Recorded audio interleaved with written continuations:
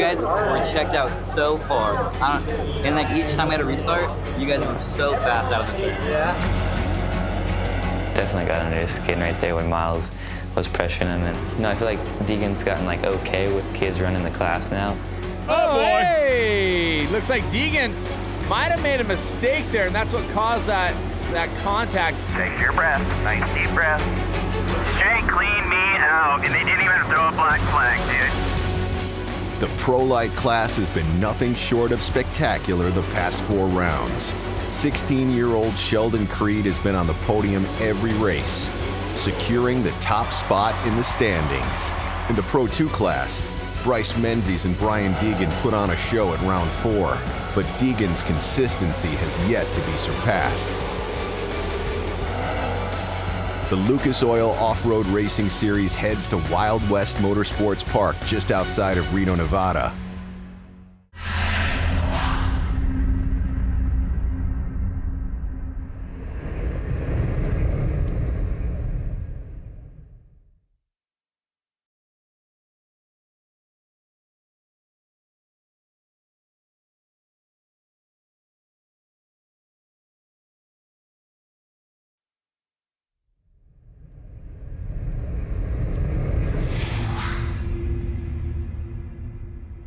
They're not going to land until we get hidden. See them? They won in this hole right here. See them right there? Every year, the Hart family spends the off-season at their hunting camp in Monterey, Louisiana. For a driver whose southern roots are as strong as his will to win, Marty wouldn't have it any other way.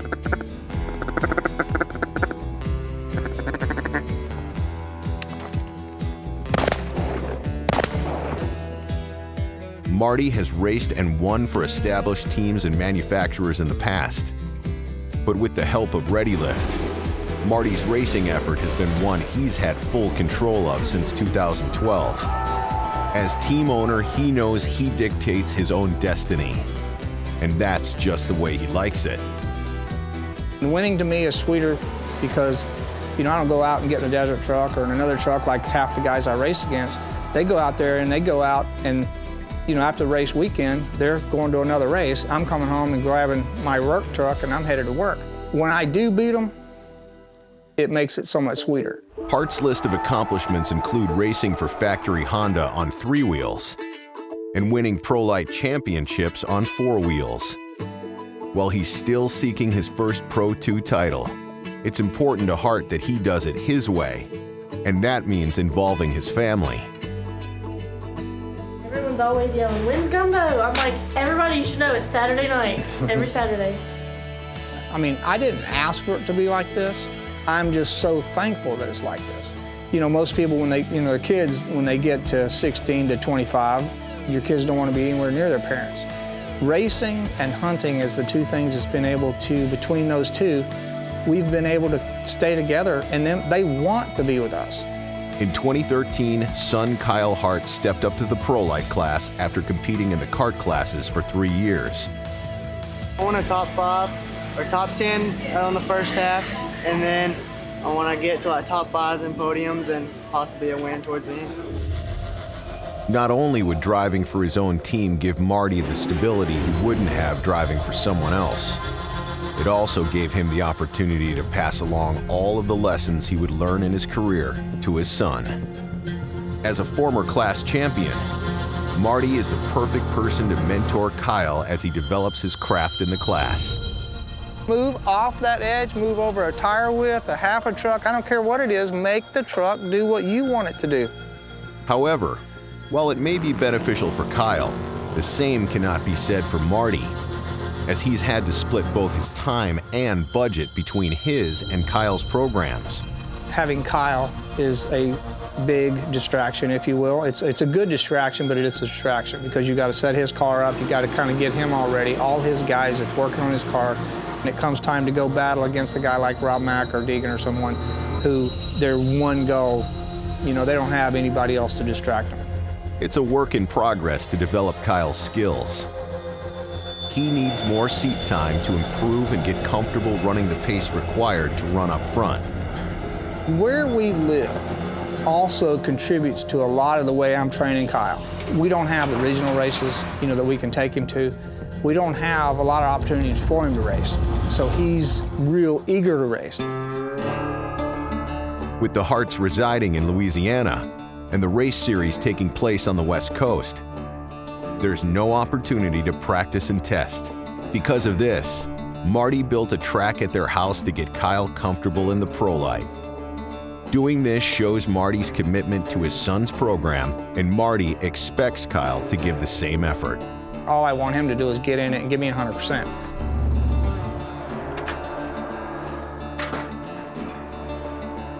Why do you keep letting that jump use you up like that?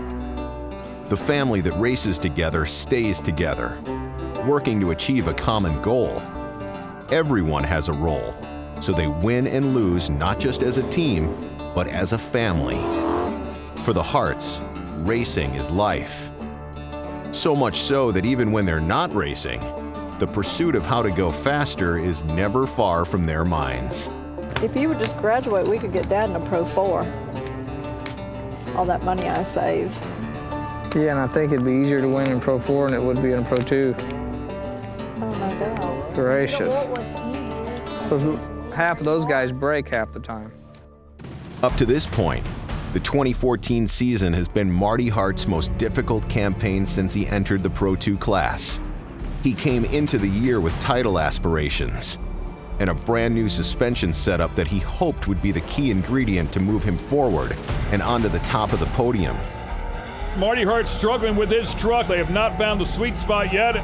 Despite constant changes, none of the team's adjustments were making progress.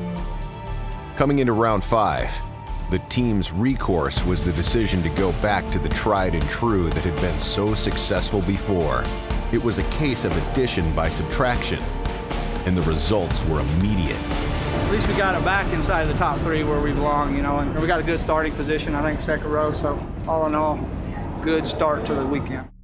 While Hart would finally be starting up front after qualifying 3rd, one of the top qualifiers throughout the season would be starting last. We had some problems with the truck. I think the starter went bad, and then we lost the battery. We never even made it to qualifying, so we're starting in the back. We're going green flag racing.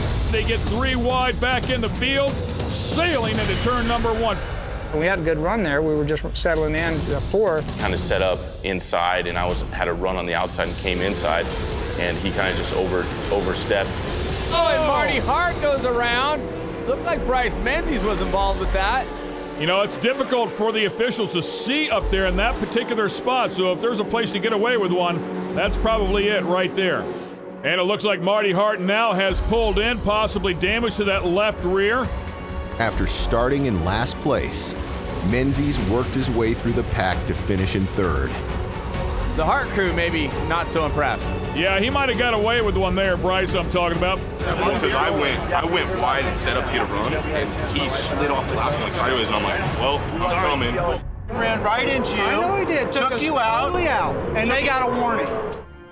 He thinks I purposely took him out, but that was not the intention. I just had a big run coming from the outside. Can't get away with that. And it wasn't like we over-rotated. We didn't do anything. We got run over. There was nowhere I could go. I kind of tried to check up, but I was in the back fender of him, and then Carl was behind me and pushed me, and we spun him out. Just one of those deals that, it's part of our sport, but it's unfortunate that they can do it and, get away with it, I guess. Hopefully made for something good. Menzies' charge from last to 3rd was a remarkable effort, but the top 2 drivers were in a league of their own. The defending champion was going toe-to-toe with the current points leader. These 2 drivers are putting on a clinic. The 38 of Brian Deegan, the 21 of Rob McCacker. We're actually on him, trying to work him inside, outside. It gets frustrating. It seems like he knows when you're close. Rob Mack giving it his all. Woo! Rob McCacker on the bottom. He tried. McCacker doing everything he can, but Brian Deegan will not be denied and never flinches. That was a very tense battle. Rob McCackeron's just such a good driver, and to hold him off, I almost went into protect mode. We just have to work harder and make our truck faster so we can go around the outside. When we come back, the Pro Light class lines up for round 5. There we go. The race is on. Recourse, presented by Lucas Oil. Made in America, sold to the world. With every driver in the first 2 rows being a race winner, round 5 of the Pro Light class was sure to be an epic showdown. Started on the pole, and somehow Brian got a really good start from a row behind me. He's got a challenge. The number 38's down on the bottom. Brian Deegan's gonna try to assert that position. I don't know what it is with Reno. I always will be leading the race in the last few laps. I bicycle. Brian Deegan! Oh! Deegan with a moment, and it's going to cost him the lead. We never really were able to start battling until he got up on 2 wheels in the right-hander. Like, all right, now I gotta be aggressive. And I was like trying to get him back to win the race. Coming to the next lap, I ran the high line, he ran the inside. He had momentum, so what do? I gotta freaking block his line. And see if he can make it work as RJ carries the speed around the outside. Turn into a drag race. There you go. Put it back to him. Put it back to him. Good job. There we go. The race is on. I kind of got to that edge, and I'm like kind of letting out of it, going, all right, dude. And then finally, at like the last second, he like lets off, which was cool. Looks like Deegan's gonna make it work. Here comes RJ right back. We'll hold him off the first 2 turns, and when we got to the split, he just wasn't close enough on the inside that time to make anything happen. And RJ Anderson is gonna pick up his first win at this racetrack. Congrats, he's able to take advantage of Brian Deegan getting up on 2 wheels. It's all good. Good race, dude. That's what it's all about. You know, he ended up winning the race, which I was pissed, you know, like I felt like I had that race. Rubbed him pretty good a few times. I'm like, I owed him one for Elsinore, though. He spun me out at Elsinore, so I'm like, hey, you disrespect me, hey, get ready, because we're going to be rubbing. So it's all good. As long as we're not crashing each other, I'm cool with that. The way I see it is like, hey, I'm happy because it was a good race. I was able to bring home my first win of the year in round 5, but that was definitely a good battle. It was some aggressive driving. The 2 Pro Light champions waged war, but it was RJ Anderson who won the battle. His win puts him 51 markers behind the points leader, Sheldon Creed. With the competition being so fierce in the class, drivers are straddling the thin line between aggressive and dirty. Well, what just happened was the same thing happened a month ago. No, not at all. You need to watch it again. I've already done it. I watched it. I have it on a video. Okay. I just come to congratulate you, so that's all I'm doing, okay?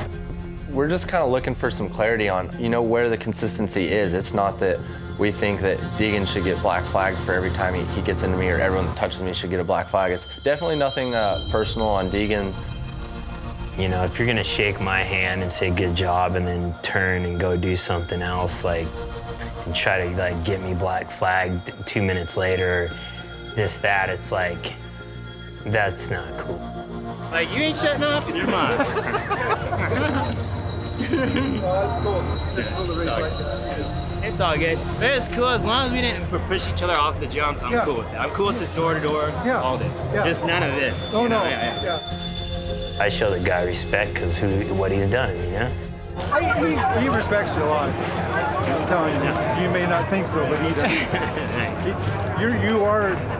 You are the one he wants to be. So he wants to be you straight up, just like, racist like that all day. The battles in the Pro Light class always come down to the finish. Points and bragging rights are up for grabs, and with the class's unpredictability, you can never be sure who will step up to lead the pack. We definitely had the pit stern, wondering where we came from. Who the hell is the dude in the yellow truck? You don't go from being second half off yesterday to being second quick today. And look at Brandon Arthur. He's going to come back and take the lead.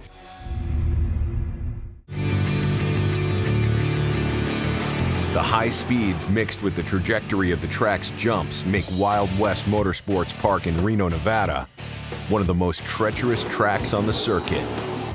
1 year ago at Reno, Kyle Hart experienced just how devastating a mistake at this track can be. Just coming down the hill, that jump, there was just something about it. Oh, look at this! Just a violent incident It messed the front of the truck up, so for the next day we had to thrash to get it back ready and all that. But I mean, it was definitely a good crash. I just go, welcome to Pro Light. And that is great news as he climbs up and out of that truck. It definitely got me. His accident in Reno would not be his last. Some lessons are learned the hard way. And his accident at the season finale in Lake Elsinore would teach him what happens when you miscalculate risk versus reward. The lap before, when they went 3 wide off there, I knew that that couldn't sustain itself. I knew that was going to get ugly quick. Here we come, carving out of turn number 2 in contact. Really not good here. 3 wide over this jump, and here comes Creed. Creed moves over a little bit and gets into Kyle Hart, and Kyle Hart goes for a nasty ride. They had like pulled me out of the truck and everything, and I was laying on the hill. I thought I was on the side of the jump. I didn't realize I had rolled that far, but whenever I watched the video and all, I was laying on the back side of the berm. And then Lex texts me, oh my gosh, is your brother okay? Freaking out way more than a girl. So then I'm like, okay, well maybe I better check on him. And so I text Mom and she's like, trying to be calm. Well, we're going to the ambulance, so we're gonna walk over there and I'll call you in a minute. So I'm just sitting there like waiting, I'm like, okay. And then she says, he's not responding, so we're gonna go to the hospital. I'm like, nah, that's not good to see. This is exactly why you say you just cannot make contact off the face of these jumps. That whole thing is kind of like blurry. You know, I remember some of it, but I just remember my eye was the worst, and it was all swollen and I couldn't open it actually. We ain't forgetting about that one. well, don't give us those kind of memories. They were good up to that point. Separates the men from the boys. Undeterred, Kyle came back to the scene of his first big crash and was looking for redemption, but it was the points leader qualifying in the top spot. The high speeds and big downhills of the Wild West track resulted in a new face qualifying up front. Qualifying second in our group, and we definitely had the pit stern, wondering where we came from. Everybody was kind of shocked to see us up top. They've been doing way better than us all year. We've been kind of struggling. I understand the kid can drive it. You don't go from being second half off yesterday to being second quick today. We had all the top guys behind me, and I started on pole. Brian Deegan, Sheldon Creed, RJ Anderson, all those guys, they all have wins. The Pro Lights not only put on a show, but they can bring some chaos. Let's watch as we race into turn number 1. Nervous for the start of the race, but once the green flag dropped, I got pretty settled in and just ran my own race. Dude, that's the dude with the yellow truck.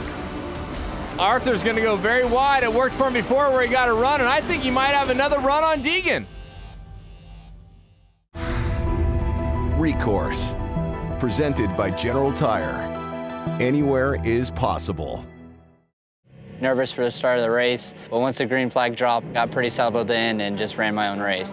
Arthur's gonna go very wide. It worked for him before where he got a run, and I think he might have another run on Deegan. Hey, Dad. What? They're passing, guys. I know, I'm trying. The race is right back to the yellow. Oh, that's gonna be frustrating for Brandon Arthur. Restarts were new for me, especially leading the whole pack. While the rookie was holding off the defending champion, Sheldon Creed's points lead was in jeopardy. As he is in the hot pits, a lot of damage to the right rear. No, I did it to myself, and I threw it in way too hard and popped the tire off the bead. While Sheldon Creed was on damage control, Deegan was still battling with the surprise of the race, Brandon Arthur. We're in a better position than he is mentally. Yeah, he keeps blowing the turn. Oh, Brandon Arthur, the right-hander. I told you he was struggling in that right-hander. Looks like the rut bit him. I was pretty bummed out when it happened. Pretty upset with myself for, the little mistake that I made. The pressure was on. The boys were coming.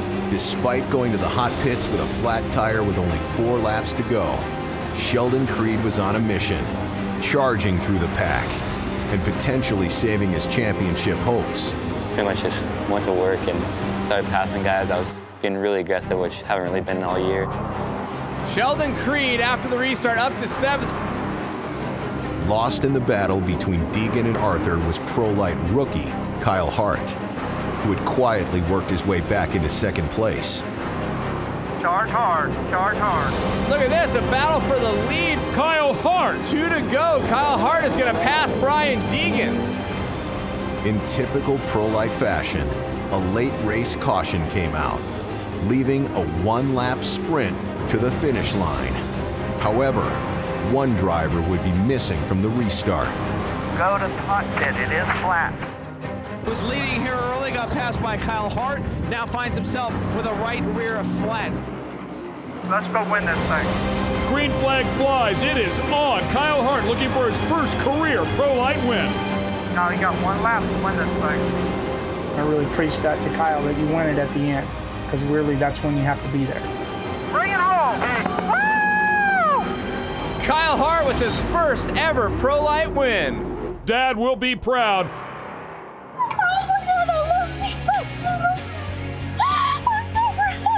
We got him, but all that matters is that we're up here, and I'm so stoked.